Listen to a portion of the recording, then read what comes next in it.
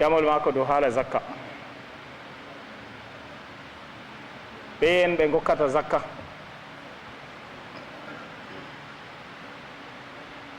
e moy bo hokkata zakka e ndey bo wato ɓe gokkata zakka.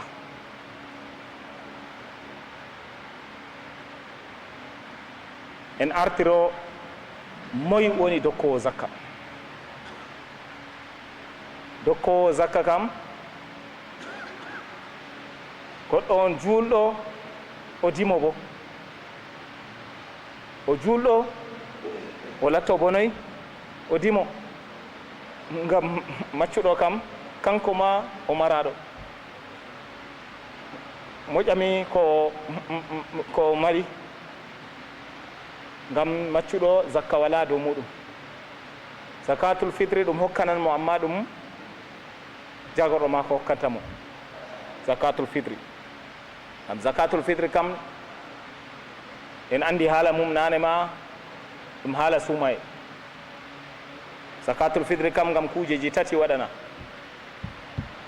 aran man ɗo annabi joyi kaffaratul lakwi wa rafat, langawji ko goɗɗo anda wolwi ha nder sumaye. langawji ɗo kanjum on be rafat ɗo kanjum ɗum hefata. annabiyu sallllahu alayhi wa sallam bo wi fayin ɗum ɗu'matan lil masakin, ɗum ñamdu her miskini en. ngam goɗɗo feere ɗon nder julɓe, goɗɗo feere ɗo carraɗo, to wurtaki o yi o tefini wala ko o ñama. annabijo wi o aknuhum an yawmihim, ñande julde ɗo on jaynitaɓe. goɗɗo itti zakatul fitri o waddani goɗɗo, goɗɗo man ñalde man kanko bo ko yahay lumo bo o heɓan o waɗa julde makko. na julɓe fuu ɗo gaɗa julde kanko wala ko o ñama. mo wala ko ñama bo kañum bo juulina, kañum kana juulay, to kanjum ɗo man ɗo ɗiɗaɓol haala zakatul fitri. tataɓol bo kañum man ɗo ɗum lattake ɗum zakka ɓandu. ko waɗi mbiɗen zakka ɓandu, na sey cuumiɗo tan ittata zakatul fitri. ɓikkon men pamaron ha saare ɗon bo kamɓe man bo en ɗo ittana ɓe. woto ɓinguel on ko ngel daña keñani hande to ɗum julde doole to ari ittugo a ittanan ngel. julde waɗi tawimo kanko bo o geeto o jamo, ɗum yettugo Allah dow majum ni on. zakatul fitri ɗo hokkire kañum kam ngam kujeje tati, amma en andi na kanjum o ƴami kam dow zakka, haala zakka ceede. nde pande ɗum laatani zakka en bolwa ɗo man deydi noon, ngam o wi moy gokkowo zakka ɗo man on en bolwani. nden kam goɗɗo man sey o latto o juulɗo, e yawa ɗon bo o latto bo o dimo. to na o dimo ɗo kam zakka wala dow maako. amma mbiɗen zakatul fitri kam ɗo kam ɗum hokkanan mo, jawmi ko hokkanan mo kala juulɗo fuu dokkante ɗum. marɗo bawɗe ma kañum man nde kañum ñamnata hoore mum kañum wurtinana hoore muɗum. to wala bawɗe bo babirawo muɗum wurtinana ɗum. goɗɗo on to o wano wurtinana baba mako, wurtinana dada mako, to lattake kamɓe man ɗo nane ma dow mojo ɓe goni dow mako, to ɓe latti ɓe tampuɓe ñamlugoɓe ma kanko ñamnata sakkontanoyi sakko wurtinangoɓe zakka. ni man deyde no ɗum woni zakatul fitri ɗo bolanten. jotta amma ƴamol derrawo meɗen o ƴami dow zakka ka ceede. e ɓe yen hokketeɓe zakka. zakka ɗo yimɓe wato jerato, kamɓe ɓe gokkata zakka. innama sadaqatu lil fuqarai wal masakin wal amilina alayha wal muallafatu qulubuhum wa fi sabilillah wa fi riqabi wa noɓe mbiyata wabnu sabil. en pamaniyam du ɓeɗo kamɓe ɓen gokkete zakka. ɓeɗo ɗo kamɓe ɓen Allah limti ɓe jerato, kamɓe ɓe gokkata zakka. bandiraɓe ko pameten, haala ko wala hunde on fuu to lattake kayre man ɗo ɗum jawdi, ngam ɓerɗe ɓiɓɓe adama ɗo ɗon jongiti be jawdi. ɓiɓɓe adama giɗi jawdi masin. dokkowo man kañum man ɓerde mum ɗo jongiti be mari, e heɓoɓe ndi bo kañum bo ɗon giɗi ndi. kanjum waɗi jawmirawo kala hunde on to nde lattake jawdi ɗo, jawmirawo kañum on sendi be hoore mum. gi en zakka ɗo, moy wi nda hokketeɓe zakka? Allah. e nonnoon e bana nde konu nde bitende guerre, to ɓe jeeyi konu to woodi ko ɓe keɓi kañum ɓe mbiyata ganima, kanjum bo Allah on sendi. wiyo nda no ɓe cendirta ɗum, nda no ɓe gokkata, nda ɓe gokkata, nda no ɓe gokkata. Pat ɗum ɗon détaillé ha Qur'an. E non ndongu ɗo bo jawmirawo on détaillé ɗum.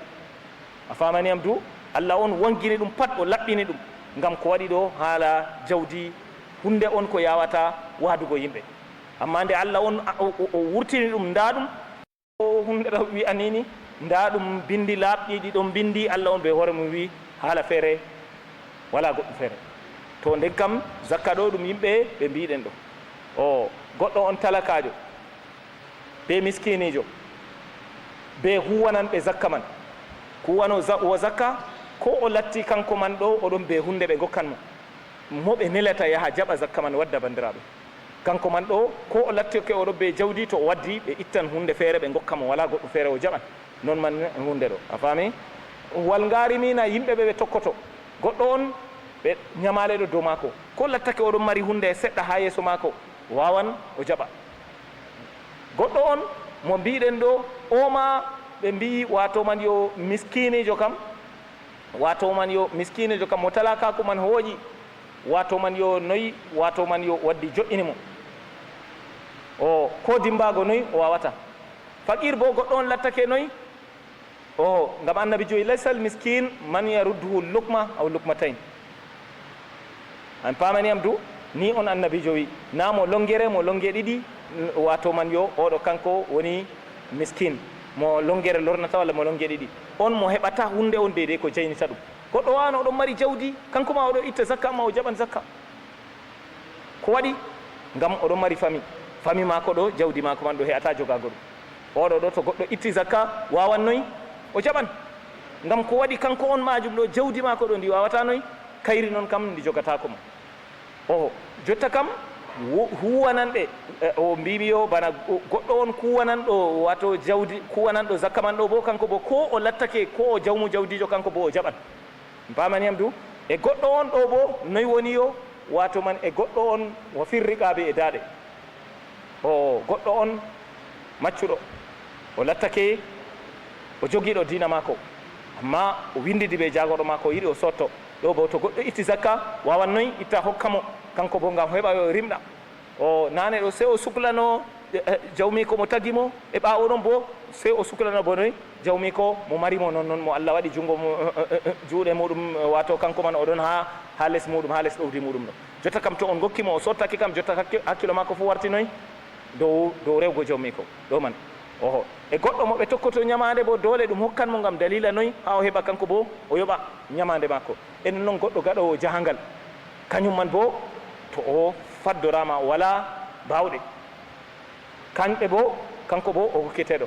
E non goɗɗo on wato tampa dinajo, en pamani am du, o nasti dina amma dina man ɗon ni to on gokkimo ƴama tabitina wato ɓerde makko. En jeeyi annabijo nde o maɓɓitinona, o maɓɓiti makka, nde o ƴummodi ɓe yimɓe makka, o dilliɗa hunde ɗo Hunayni noyi, nde o jaali kono man ɗo, jawdi man pat yimɓe man on o hokkindi, ngam ko waɗi ɓe nasti dina, ɓerde maɓɓe noyi tabita here majum.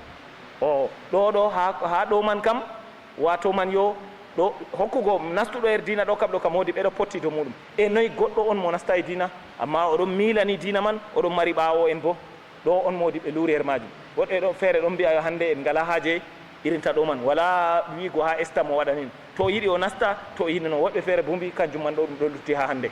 Goɗɗo on oɗon milani julɓe, en pamaniyam du, o ɓe sembe oɗon ɓe noyno, kanko bo en mbawan en gokka mo nga ha o fama e boɗɗum silama man ɗo o nasta ɗo man ɗo, non man ɗo ɗum ɓeeɗo ɗo woni be laawol Allah. Bo en mbi laawol Allah ko nufa be majum ɗo, ko nufi sabilillahi, kanjum man bo noyi ɗum ɗo luttiri hande ɗo, bana goɗɗo on oɗo jooɗi kuugal mako jangingo ɓiɓɓe julɓe, walla wadgo noynoy kala wakkati fuu na dawa mum ɗon. Pamaniyam du, kanjum man ɗo ni man deydey ɗum kanjum woni wallugo dow laawol Allah. En pamaniyam du, to nda ɓeeɗo ɗo kamɓe ɓen woni hokketeɓe.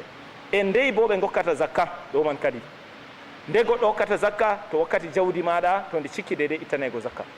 Goɗɗo on oɗon mari na'i mako ɗo, oɗon mari na'i no gas e jeetati, ɗi garti goote dañi no gas e jeenayi. Jotta kam fayin wote dañi waɗi 50 ñande man zakka nangi mo. O na sey fayin, na sey to hitande filti, hande na jawdi mako heƴinoyi ittanego zakka, ni man deydey no woni. ɗo man ɗo zakka nangimo dole o itta. E noon goɗɗo ɗo mari jawdi bana nane min be hoore am ɗo miɗo hokkano wakkati feere ɗo to zakka ɗo deydey be ɗume be no ɓe mbiyata ɗum Allah am be na be or be bronche danewa ɗo noon ga wiyete zahab o argent du o miɗo hokkano be argent. Dans la réalité ɗo argent kam hande kam to a yi a fiili saafi ɓe majum ɗo ɗum wala hunde ɗo ɗum wala sembe. Zaman annabijo kam dirhameje be dinaruje ɓe gokkatno. Dirhameje to ɗe ngari 200 dirhameje to ɗe ngari 200 nden ɗe ittata zakka. Hande ɗo dirhameje ɗe 200 ɗo fuu kanje man ɗo ɗum waɗay bor 200. Amma dinaru ɗo dinaru kam sey to cikki noy sey to cikki wato no gas. Dinaru kam ɗum or. Dinaru bo dinaru no gas ɗo ɗo hokka 85 grammes.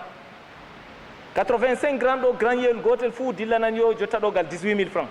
To a fiili saafi ɗo ɗum ɗo dillana gal ɗume gal dillango million 2 ton. En paami to en mbi en kooƴi en piili saafi man ɗo be je bor 200 kam zaman men hande kam bor 200 kam wala goɗɗo ngam mari bor 200 en mbiyata ɗum ɗo mari noy jawdi.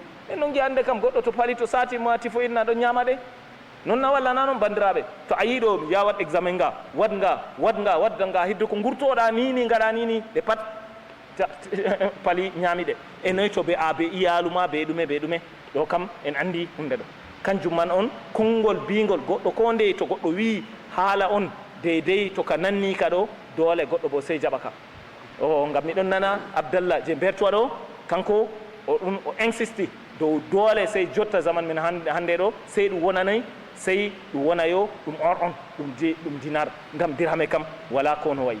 O hakkilo am bo min kam miilanake toon ngam ko waɗi ɗo gi'en jotta ɗo gi'en le hunde ɗo gi'en haala gal lororiɗa fuu to a hooci diya a hooci gal diya garɗama tawayo hunde ɗo gi'en le bana accen haala diya ko celle ittugo zakka baali ɗo no mbiɗen baali mbiɗen 4 ɓe gokkata zakka nayi mbiɗen 30 nayi 30 ɗo nanga ceede man noy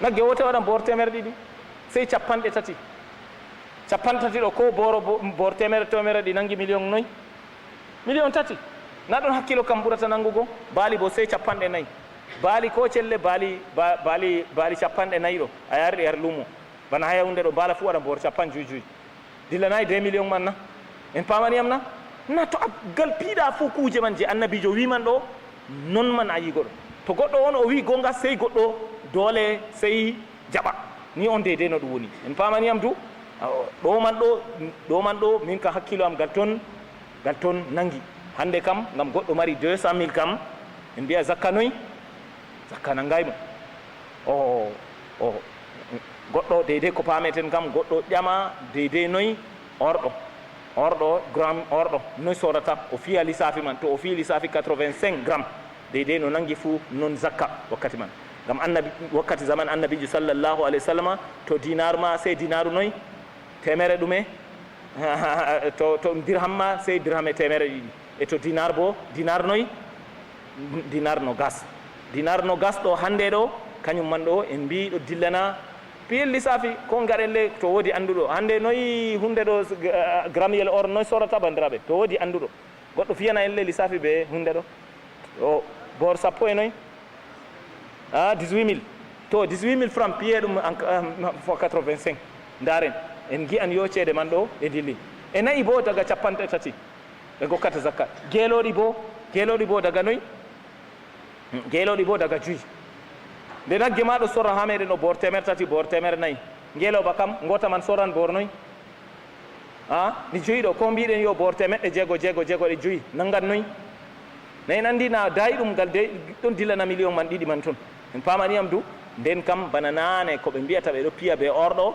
dole ɗum ɓuran gal 1 500 000 kam hiddo ko zakka nanga goɗɗo oɗon mari ceede ɗe ma ko halal ma ko nañamade goɗɗo ɗum nangi gal de 1 million dillani hunde o piye lissafi mbi en ni deydey noyi ɗum nangi combien 1 500 30 000 yowa en daari bana hannde ɗo kam to en piili safi man ɗo goɗɗo to ɗum mari 1 530 000 francs ɗo zakka noyi zakka nangi mo oho yimɓe ɓe mbiɗen ɓe hokketeɓe bo noyi ɓe en limtino naane ɗo kamɓe ɓen woni hokkoɓe e moye bo woni gokkowo goɗɗo on julɗo dimo kanko woni gokkowo hanayi goɗɗo on o itta zakka o yaha o hokka ka yimɓe ɗon ɓe kanayi hokkego ko waɗi jawmirawo on dari ɓe hoore makko o sendi bo ngam en andi de no ɗum woni haala jawdi o jawdi ɗo ɓernde ɗon jongiti dow majum yo jawmirawo waɗi ɗum bo ngam ha jarri bo en ha yiyaniman ɗo ni no maslaha bo mo meɗen hande hab goɗɗo on oɗon mari jawdi million ji ɗuɗɗi machine o mari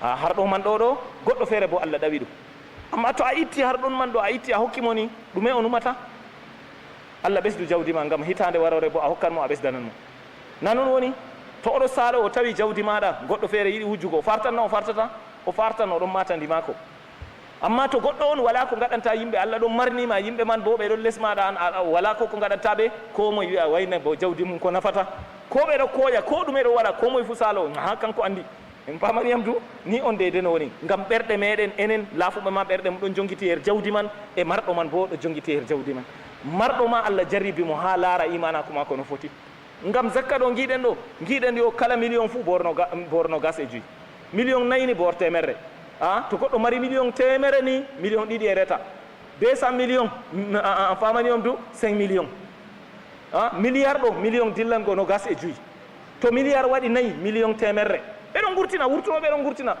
million temerre ɗo ɗum hunde waññona bandiraɓe a ñiɓan immeuble 2 be million temerre nden a wara kala hitande fof a wurtina ɗe a hokka yimɓe gotel kati toɗa jawdi man na an mari ndi Allah mari o ɗawi yimɓe fof o hokkima oho kanko on bo woni gatowo to on gaɗi ɗo kanko on wi kanko on wartata nane ma o aynine an kam da joga aynu o ha o yiya no atanmi jerugo o amma to a wurtini ɗum ɗo sina to goɗɗo dari boɗɗum sina o mari imana ko wawata waɗgo kam kanjum annabijo sallllahu alayhi wa sallam o wi asadaqatu bourhan sadakatu ɗo bourhan ngam na dabare goɗɗo hokkata goɗɗo jawdi Allah on hokkete to a waɗi bo wa ma anfaqtum min shay'in fa huwa yukhlifu ko kala ko a ñamni bo fu Allah on warata wata wurte maji Allah jaribi on ha laara no gaɗeten ɓe hunde ɗo man ɗo o ni on kadi Allahu ta'ala alam ni on naam yowa gotel kadi e wakkati bo nde ɓe gokkata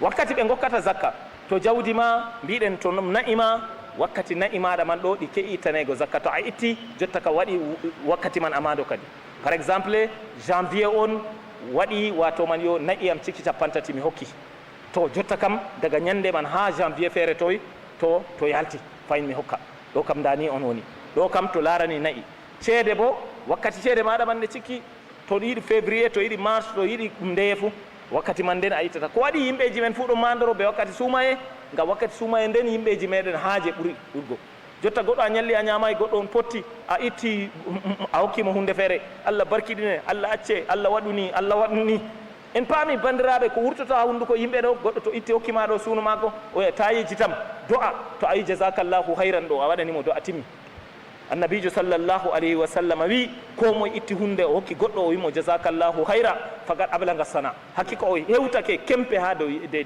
deydey noy manore ɓe yettore fou goɗɗo ɗo jottaɗo a waɗa a hokkima hunde wima Allah barkiɗine Allah rene kala saru fou hokke hayru fou ɗo ɓoyma Allah kam nani to Allah jaɓini ɗo on mara haaji yimɓe ɗon gaɗi yo kay sey to goɗɗo man ɗo sey to wima maɓɓiti juuɗe waɗni ni Allah on nani jotta to wima Allah hokki hayru ɗo mojo do'ana walla na do'a Allah man o nani na o nani to o jaɓini ɗo on haaji kam waɗi kanjum on ittugo hokka ɗo to a itti a hokki to goɗɗo man o wima Allah barkiɗineni ɗo on nane mama kanjum mara haaji a faminam to ɗum phototri ɓe jawabu ni an kam a heeɓi succès ni on deydey no mari o na dole sey to o wima ni amma waɗugo do'a man bo ɗum boɗɗum annabijo men ko moye to waddi zakka hokki ɗo annabijo ɗo waɗana ɗum do'a o Allah wi fa salli alayhi waɗum salatu to maɓɓe bimana waɗanɓe do'a assala bimana addu'a ni on deydey no woni waɗgo do'a man bo boɗɗum na ɗum hunde ɗo ni on deydey ɗo kam bolwanɗen yo to ɗum lattake ɗum na'i walla ceede woodi kuujeji goɗɗi feere bo kanji bo wakkati fa yawma hasadi o goɗɗo on ndemowo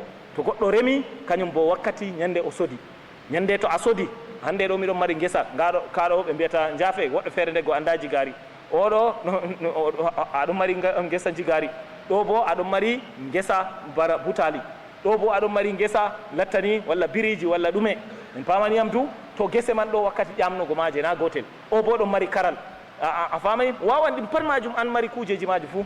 To ñande a ta'i karal maɗa ɗo, to ciki dumbaji 5 a itta zakka mum, a pamaniyam du. E to goɗɗo on ñande o fayin o yi o witti ngesa mako je ɗume je jigari, ɗo bo to ciki ittanego zakka o itta, kanjum man bo ɗum ɗon mari dumbaji 5. Dumbaji 5 man ɗo ɗo dillana bamɗe 6 ha be gelɗe, an pamaniyam du. O ni man deydey noon ɗo waɗa 600 kilo ha ɓurata 600 kilo, ni on deydey ko heƴata ittanego zakka. Bil asafi shadid ha meɗen goɗɗo itta ko buuɗiɗi ɓe mbiya sey o wurtina zakkari, zakka wala dow mako. Zakka kay zakka ɗo sey to a mari presque en pamaniyam du 600 kilo ha ko ɓurata 600 kilo, an o wari o hooci ngesa ma haya, ni on deydey no woni. Zakka ɗo to o itti o yaha hokka noyi laafuɓe deydey ɓen hokketeɓe. En andi daga nane wakkati zaman annabijo men sallallahu alaihi wa sallam, zakka annabijo meɗen kañum moftata ɗum zakatul fitri, ɗum zakka ɗume to ɓe mofti ɗo ɓe gaddi annabijo resansata yimɓe hokka. Hande bo nde warti en andi no jawdi man no wayi weeli ɓuri sembe, mo ɓe gokkidi fuu kañum kam fiyo kañum on tawon sina to har, a famaniyam du. Ɗo man waɗi goɗɗo feere ko ɗum itti, to a itti on ɗon be lamɗo a ittan jarana gokkana lamɗo man goɗɗo feere bo an bo a yaha a sendana noyi hoorema. O ngam warani noon pat hokka ɗum deydey no hani nde lamɓe men ɗum diina ɓe ardanino ɗo, to ni to adilaku man ɗon naam to ɗum ɗon bana wakkati zaman Umar ibn Abdul Aziz en noy ɗo kamɓe moftata, kamɓe ɓe cenda ɗum bo dow adilaku bana ɗum sendirte. To en keɓi noon man ɗo ɗon ni man ɗo ni on hani, o nda ni on deydey no ɗum woni kadi Allahu ta'ala ala. Ha o yaha o heɓɓa. To en resi man en paamayo zakka ɗum to ceede ma sey goɗɗo mara 1.530.000 ɗo man nden zakka on woni deydey nangi goɗɗo man ɗo kam to ceede en bolani. To geeloɗi en ngala geeloɗi ɗo daga 5 ɓe gokkata, 5 ɗo ɓe gokka mbaala ngota, 10 ɓe gokka baali 2, 15 ɓe gokka baali 3, 20 ɓe gokka baali 4. To ciki wato 25 jotta kam ɓe gokka ɗume ɓe gokka ngeeloba, ni on deydey no woni. Zakka dabbaji ɗo ɗon mari woodi ko ɓe mbiyata waksu ɗo ƴummaago daga farulla yaago ha farulla, ceede kam wala waksu, amma hunde ɗo kam amma dabbaji ɗon mari waksu. ɗume ɓe mbiyata ugas ɗo waksu man ɗo a yi daga 5 a hokkino wato man yo mbaala ngota, 6 fuu ɗum mbaala ngota, 7 fuu mbaala ngota, 7 fuu mbaala ngota, 9 fuu mbaala ngota, sey to ciki 10 wartata baal 2. en pamaniyam du geeloɗi bolwanten dey o ɗo man ɗo geeloɗi ɗum geeloɗi, amma zakka man bo zakka noy zakka man baali ɓe gokkata, ngam sey to cikki geeloɗi cikki no gas e 5 nden ɓe gokkata noy ɓe gokkata ngeeloba. To amma nayi 30 zakka nangi goɗɗo, nda banni on ɓe gokka nagge, ɗo bo ɗum ɗo dilla, to ɗo dilla ni ɗo yaha waylaago deydey hokketenge man ɗo, ni man deydey ni man ɗo man deydey no ɗum woni. Amma baali daga kañum woni 40 ɓe gokkata zakka, daga 40 a hokkata mbaala ɗo ha 100 fuu mbaala noon, ha 100 be no gas fuu mbaala ngota, sey to cikki 100 be no gas e go'o, nden hokka ɓi adama hokka baali noy baali 2. a yiyay ɗum double 3 fois na hiddo ko goɗɗo hunde ɗi non ɗo kam deydey no sharia waɗi noon man. fayin to jeehi ha dilla 200 fuu pat baali 2 noon, sey to cikki 200 be gotel nden goɗɗo hokka baali 3. to jotta kam kala 100 fuu goɗɗo hokka gotel banni, to ɗi ɗuuɗi banni on deydey no hokkata. ayi zakka baali kam ɗum ɗo yaha ɗurgo noyi, zakka man bo ɗo yaha noyi ɗo yaha hoytugo. To jotta kam woodi kuujeji goɗɗi feere ɗi ñaameten ittatake zakka, ittete ɗum zakka kam hunde sigetede, to a fi lissafi kanjum tingere wala zakka wala. to goɗɗo o itti deydey no o sodi deydey no ɓe mbiyata no o ɗofri tingere maako o sippi fuu, ɗo kam zakka wala dow maako, sey to o filande ɗo zakka noyi ɗo dow maako na hitande filtan. to hitande filti dole piya lissafi, anna a pilowo anna a mudir nana ngam tingere pilata a mbiya demowo nde ɓe mbolwani, ngam tingere to a joɗɗini nde noyi nde ñolan, o kanjum woni kanko ɗo nde na ɗum hunde sigetende zakka wala dow maako. no ittiri fuu no gese man no wani fuu, to o sorri ceede maako o lowa har jiba, jotta kam sey to noyi, sey to hunde ɗo majum no ɓe mbiyata yo, sey to kanje man on hitande filtiɗe tawi, jotta kam dole o itta o itta zakka. O bana mongoro en ɗo, goyof en ɗo, ƴombe reke en ɗo kam pat kuuje on ɗe ittantake zakka. dankali en ɗo, hunde ɗo pomme de terre en ɗo kam pat zakka wala her muɗum. Amma gawri ɗum hunde sigetede, biriwu ɗum hunde sigetere, galaw ɗum hunde sigete, kadi kuuje cigeteɗe ɗo kanje on deydey ɗe zakka ɗo dow muɗum ha kuujeji meɗen deydey latti ɗe en ñamata. Ni on deydey no on woni en gam ha nokkure nden nden ni en mbiya en piltide ɗum pat majum ɗo ɗum hunde on sande. Bana olive ɗo en andi kanjum ɓe mbiyata zaytun ɗo kañum bo sey to ciki dumbaji 5, to waɗi dumbaji 5 kanjum bo ɓe ɓiɗɗan, to ɓe ɓiɗɗi ha muɗum ɓe ittata ha nebbam mum ɓe tan ɓe gurtinta, kanjum bo na ɗum wala har meɗen, nde ɗum wala her meɗen bo kanjum bo haaje wala. En kaɗa ni Allahu ta'ala alam. Moy an mari ƴamol, bisimilla.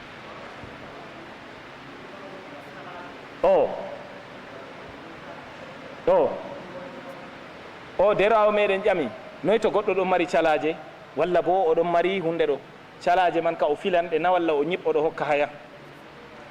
Goɗɗo on oɗon mari calaje oɗon ñiɓi oɗo hokki haya har calaje man noon kan zakka wala dow muɗum, sey ko jawdi man ko ndi waddi feere fayin o sooda o kam noon man ɗum woni na kanko bo hula Allah o waɗa sadakaji seɗɗa seɗɗa nder majum. Kanko o heɓi ceede Allah hokki mon, to o heɓi fuu o moftata sam o ñiɓa calaje oɗo hokkaya, o ñiɓa oɗo hokkaya, na dole kanko bona o enda. Laafuɓe ɗon ɓe en ɗon kala garɗo fuu mi ñawɗo o hokka, miɗon nini o hokka, o waɗa nini o hokka, ta o ɗawa hoore maako. Ngam ko waɗi to o ɗawi ɗo hoore maako wallahi o ɗawi, wala goɗɗo feere ha dunya oɗon mari lahira o yaha o talakajo ɗon o mari ha dunya ko o marata wala. To a waɗi ɗo hoore ma gaɗanɗa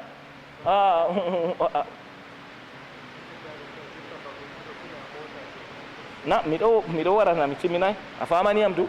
To calaje man, amma calaje o filata to lattake calaje o filata zakka ɗo dow maako. Nga o pilo o andi saare nde million ni cormi ɗum, nde ni cormi ɗum, nde ni cormi ɗum, to hitande waɗi ɗo o fiya lissafi ngam kanko ɗum filu maako. E non motaji to ngam transport goɗɗo waɗata ko ɗi gaddata ɗo kañum ɓe ittata zakka, famaniyam du. Ngam ko ɗi gaddata man ɗo kanjum a ittata zakka. Goɗɗo on to o soodi motaji ko ɗi sappo to je nastugo wala zakka woni dow maji, pami.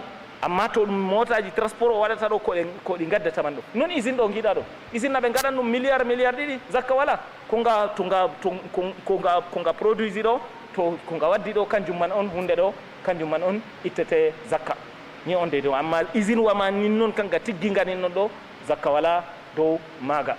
To amma motaji to goɗɗo ɗo sorra motaji dole zakka ɗon dow muɗum, dole o itta ni on. To irin majum mbiyeten jotta bana bandiraɓe men filoɓe baali, en andi baali ɗo 50 ɓe ittata zakka. Amma an kuugal ma ɗo filgo baali, wawan baali man ɗo 10 marɗa, amma 10 ɗo gota fu ɗo waɗa bor 150 noyi nanganna walla nangata. An to a fiya lissafi ɗo ɗum kuuje on, ceede marɗa ɗo be prix kuujeji ɗo a fiyata lissafi, na ɗum zakka baali. An a pilo marchandise, dow marchandise a fiyata, sey cenden haala kuuje ɗo maraɗe be ɗo bo na maraɗe. Oɗo ɗo ɓeɗon mbiya ɗum mudir. Goɗɗo on wawan oɗon mari baali kanko kam oɗo ganti baali no gas o ya zakka nangaymo. Noy zakka nangayma na pilowo? Est ce que ɗum baali marɗa? An kuugal ma filu ɗum pilu on hunde ɗo ma dole fiya lissafi ɗum itta zakka deydey no ɗum woni. Ta goɗɗo waɗa dabare ni ha dina wala hunde wadgo dabare ni. Allahu ta'ala ala. Bismillah. Min bolwani ko marɗa haaje du o ni hala ni bismillah.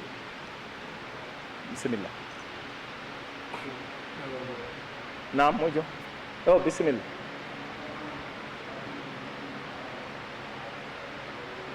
Zakka ɗume? Zakka gawri dumbaji 5. En mbi dumbaji 5 bo ɗo dillana ɓuran kilo 100 Naam.